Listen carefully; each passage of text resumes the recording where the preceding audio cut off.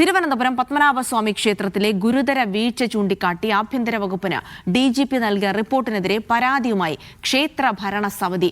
Report തയ്യാറാക്കിയ ഉദ്യോഗസ്ഥർക്കെതിരെ നടപടി വേണമെന്നാവശ്യപ്പെട്ട് മുഖ്യമന്ത്രിക്കും ദേവസ്വം വകുപ്പ് മന്ത്രിക്കുമാണ് പരാതി നൽകിയത്.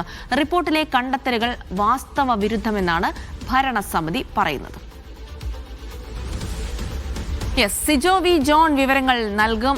സിജോ, അതായത് ക്ഷേത്ര ഭരണസമിതിയുടെ ഒരു പരാതി വന്നിരിക്കുകയാണ്. അതായത് ഈ റിപ്പോർട്ടിൽ പറയുന്ന കാര്യങ്ങൾ പലതും കാണാതായി എന്നതടക്കമുള്ള കാര്യങ്ങൾ അതൊക്കെ വാസ്തവ വിരുദ്ധമാണ് എന്ന് ക്ഷേത്ര സമിതി പറയുമ്പോൾ അവിടെ യാതൊരു തരത്തിലുള്ള മോഷണവും നടന്നിട്ടില്ല, കാര്യങ്ങളൊക്കെ നന്നായി തന്നെ പോകുന്നു എന്നുള്ളൊരു വാദമാണോ ക്ഷേത്ര ഭരണസമിതി ഉന്നയിക്കുന്നത്?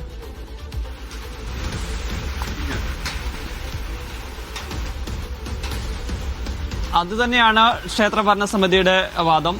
ഒരാഴ്ച മുമ്പാണ് ഇതുമായി ബന്ധപ്പെട്ട റിപ്പോർട്ടും അതോടൊപ്പം തന്നെ അതിന്റെ വിശദാംശങ്ങളോടൊക്കെ പുറത്തു വരികയും ചെയ്തിരുന്നത്.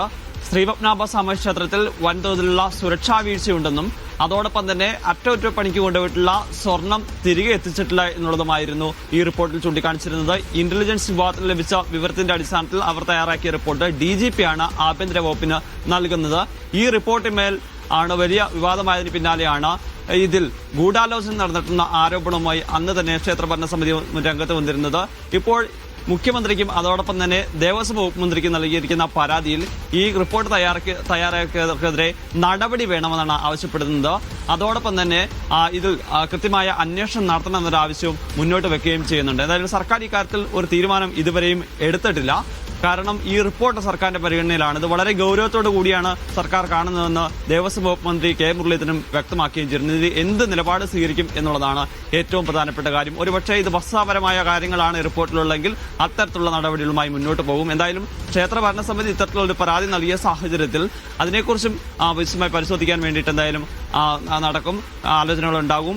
അല്ലെങ്കിൽ ഇക്കാര്യം ഈ ക്ഷേത്ര ഭരണസമിതിയോ ക്ഷേത്രവുമായി ബന്ധപ്പെട്ട ആളുകളെ പറഞ്ഞു ബോധ്യപ്പെടുത്തുന്ന നടപടികളിലേക്ക് സർക്കാർ കടക്കുകയും ചെയ്യും. എന്തായാലും ഈ റിപ്പോർട്ട് പുറത്തു വന്നതിന് പിന്നാലെ ഈ പരാതി മുഖ്യമന്ത്രിക്കും അതോടൊപ്പം തന്നെ ദേവസ്വം വകുപ്പ് മന്ത്രിക്കൊക്കെ നേരിട്ട് നൽകാൻ വേണ്ടിയിട്ടാണ് ആദ്യഘട്ടത്തിൽ ക്ഷേത്ര ഭരണസമിതി ആലോചിച്ചിരുന്നത്.